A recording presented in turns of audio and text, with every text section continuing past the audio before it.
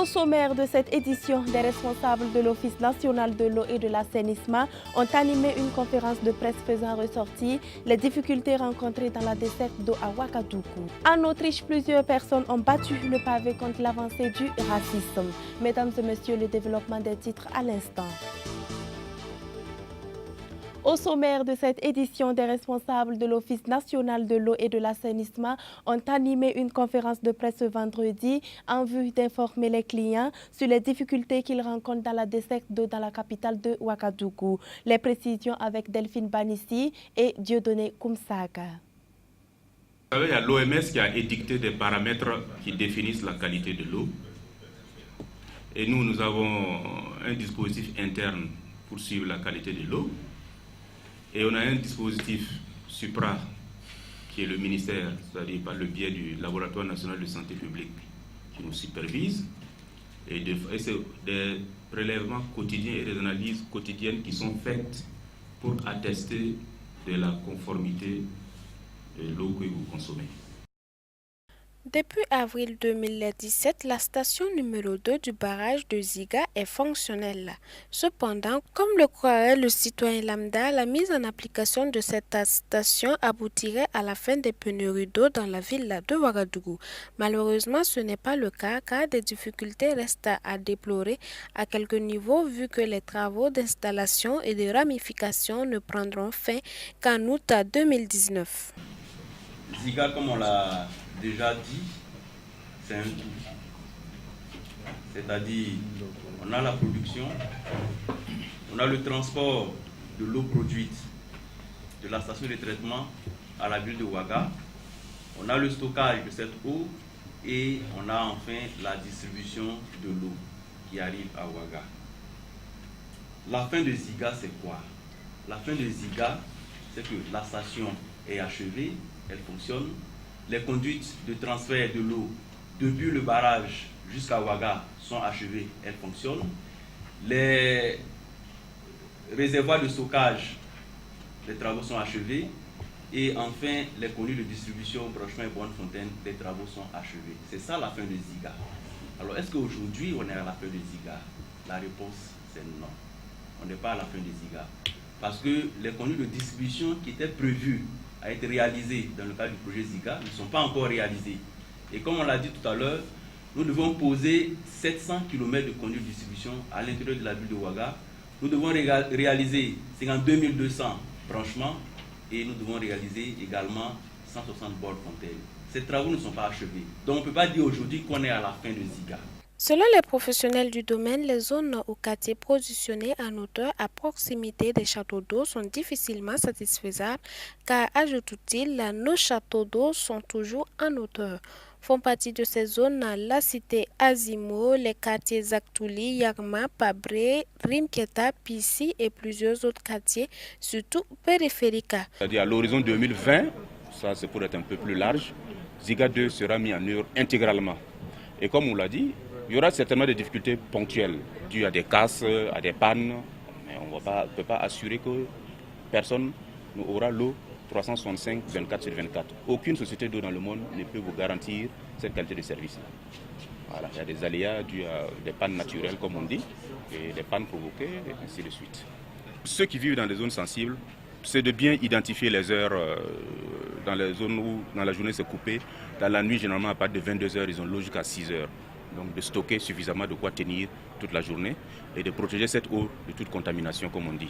Parce qu'il ne faut pas la garder dans n'importe quel récipient ou prendre un récipient toxique, puis après s'empoisonner et puis dire que voilà, on a pris l'eau de l'ONEA et on a eu des problèmes. Ensuite, ces mêmes zones-là, c'est éviter de garder des robinets ouverts. On a parlé de factures salées. Si vous gardez votre robinet ouvert alors qu'il n'y a pas d'eau, bon, l'air peut faire tourner le compteur, entre autres.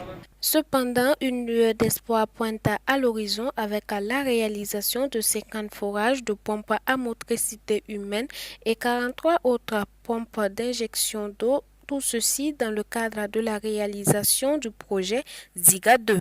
195 tonnes de céréales, c'est un don du ministère de la Femme, de la Solidarité nationale et de la Famille à l'Église catholique du Burkina à l'occasion de la période pascale. Le reportage est de Moïse Kinda. C'est Madame la ministre de la Femme, de la Solidarité nationale et de la Famille qui a présidé à la cérémonie officielle de remise de vivres à la communauté catholique au Burkina Faso. 165 tonnes de maïs, 30 tonnes de riz, soit 195 tonnes de céréales. Ce don a été réceptionné par Monseigneur Justin Kentga, président de l'OCADES Caritas Burkina. Merci infiniment encore. La répartition des vivres se feront par le secrétariat national qui va certainement rassembler les secrétaires diocésains. Comme vous l'avez entendu, il y a 15 diocèses au Burkina. Ils vont se rassembler, ils vont répartir, chacun portera sa part pour aller s'occuper des pauvres qui sont dans son diocèse. Voilà. Comme d'habitude, je crois que vous le savez bien, quand nous avons partagé nos vivres ou nos aliments ou même nos écoles, vous savez, tout le monde est accueilli, Donc ces vivres-là, nous faisons carême, pas pour partager avec les catholiques simplement ou les autres, nous faisons carême pour partager avec les pauvres. Le pauvre, il n'a pas de religion. Le pauvre, il sera reçu à nos portes. Certainement, les structures des OCADES qui seront dans les diocèses feront le recensement à travers les OCADES qui sont dans les paroisses, dans les CCB, et verront les plus pauvres pour les aider. Vous savez bien que le ministère, c'est le ministère de la femme, la solidarité nationale et de la famille. Je dis souvent que notre ministère est souvent écorché le nom. Donc la solidarité nationale, dans ce sens, aujourd'hui nous sommes venus à l'OCADES Caritas pour être solidaires de ce mois de partage avec les catholiques. Et il était de bon droit que le ministère de la Solidarité soit aux côtés des fidèles catholiques pour partager ce que nous avons. Vous savez que notre département, à travers le SP Conassure, s'occupe vraiment des personnes vulnérables, des personnes démunies. Et nous avons le même objectif avec l'OCADES Caritas. Si vous regardez l'objectif, donc il était normal que notre département vienne apporter sa petite touche à l'aide du soutien aux personnes vulnérables. Vous savez, j'ai dit, nous donnons selon nos capacités. Donc moi, je voudrais que ça soit doublé l'année prochaine. Et je pense qu'on a commencé, on espère et on prie le Seigneur pour ne pas arrêter. Au contraire, on prie pour qu'on double les quantités la prochaine fois.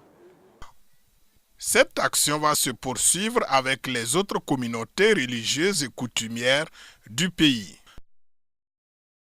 La Coordination nationale des jeunes pour le climat a participé pour la deuxième fois à la conférence des pays sur le changement du climat. De retour, les premiers responsables de la dite coordination ont fait le point de leur participation, présenté les acquis qu'ils ont engrangés en Allemagne. Le reportage est de Delphine Banissi et Dieudonné Koumsaga.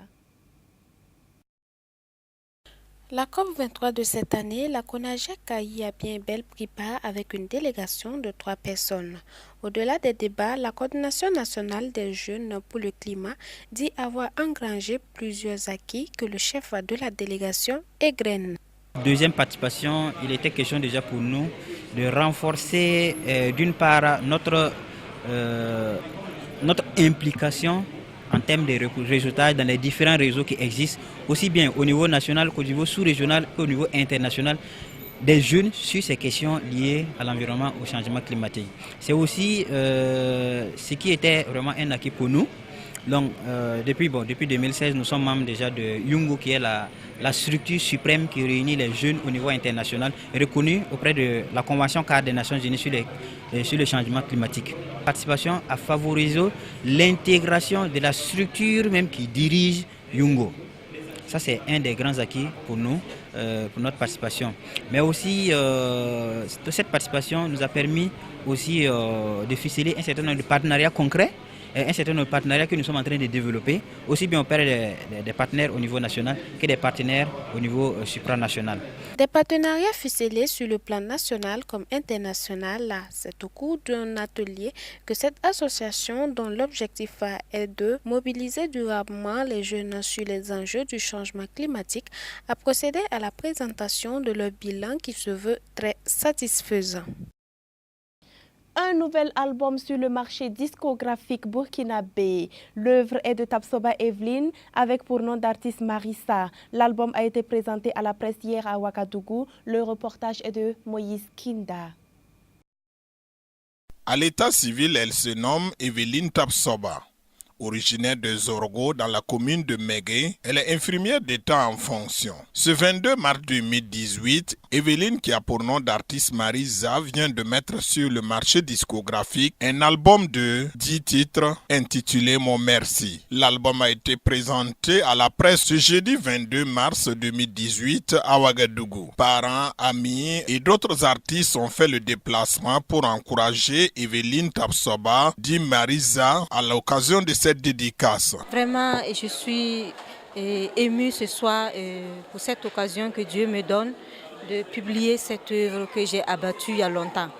Et pour dire que je veux chanter pour faire honneur à Dieu, chanter pour manifester ma reconnaissance envers toutes ces personnes généreuses qui m'ont entourée, encouragée et soutenue. Je me dis que c'est Dieu, à travers eux, qui me manifeste son amour. Et j'interpelle chacun de mes mélomanes à avoir la foi et surtout à se confier à Dieu. Voilà, en toute difficulté, faire toujours recours à Dieu, car Dieu sait toujours ce qu'il fait dans notre vie. Des titres comme Talita Koum, qui signifie « Jeune fille, lève-toi », est tiré de Marc chapitre 5, verset 41, donner un message de vie et d'espérance à ces mélomanes. Quand je dis Talita Koum, j'encourage chacun à se relever, parce que la vie, c'est une lutte de tous les jours. Et si on ne se donne pas le courage de se lever tout le temps, eh bien, on ne peut plus rien faire. Voilà, donc Dieu est là pour nous aider à nous mettre debout. Et c'est le message que je donne à travers mon œuvre. Un album de 10 titres qui coûte seulement 3000 francs CFA. Faisons comme Anne-Marie Kaboré qui vient acheter le CD de Marisa en signe d'encouragement à l'artiste.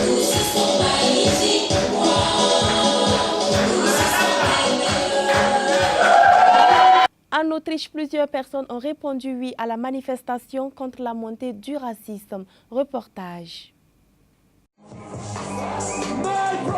Ils ont bravé le froid de Vienne pour venir manifester. En Autriche, plusieurs milliers de personnes ont participé à un rassemblement contre le racisme et la discrimination.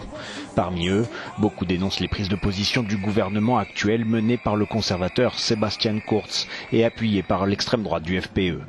Un gouvernement qui a fait de la réduction de l'immigration sa priorité, en renforçant les lois sur l'asile et en facilitant les expulsions. En 2015 et 2016, près de 150 000 personnes sont arrivées en Autriche, un pays qui compte 8,7 millions d'habitants. Pour les manifestants, le discours xénophobe de l'extrême droite est désormais banalisé dans la société. Lors des dernières législatives, un quart des Autrichiens ont voté pour le FPE. Au Japon, l'on a assisté à l'inauguration de la plus grande centrale solaire photovoltaïque. Reportage. C'est la plus grande centrale solaire au monde et elle vient d'être inaugurée au Japon. L'installation comprend quelques 51 000 panneaux photovoltaïques montés sur flotteurs et arrimés à des ancres situées à plusieurs mètres de profondeur. Ils sont destinés à fournir de l'électricité à près de 5000 foyers. La Chine n'a pas peur d'une guerre commerciale avec les États-Unis, affirment les premiers responsables de Pékin. Suivant. La Chine ne veut pas d'une guerre commerciale avec les États-Unis, mais elle n'en a pas peur. Réponse de Pékin au lendemain des sanctions annoncées par Washington contre des produits chinois. Pékin dévoile une liste de droits de douane qu'elle pourrait imposer sur 3 milliards de dollars d'importation de produits américains. Parmi eux, du porc, du vin et des tubes en acier. Cela aura sûrement des conséquences sur la vie quotidienne des Américains de classe moyenne. Cela affectera le bilan des entreprises américaines. Cela affectera les indices des marchés financiers. La menace prendra effet si aucun accord est conclu avec les États-Unis. Jeudi, Donald Trump a évoqué des mesures punitives contre des importations chinoises d'un montant pouvant atteindre 60 milliards de dollars. Une manière de mettre un terme à ce qu'il affirme être la concurrence déloyale de Pékin et le vol de propriété intellectuelle. Mesdames et messieurs, ainsi s'achève cette édition. Très bonne suite de programmes sur la télévision de la famille.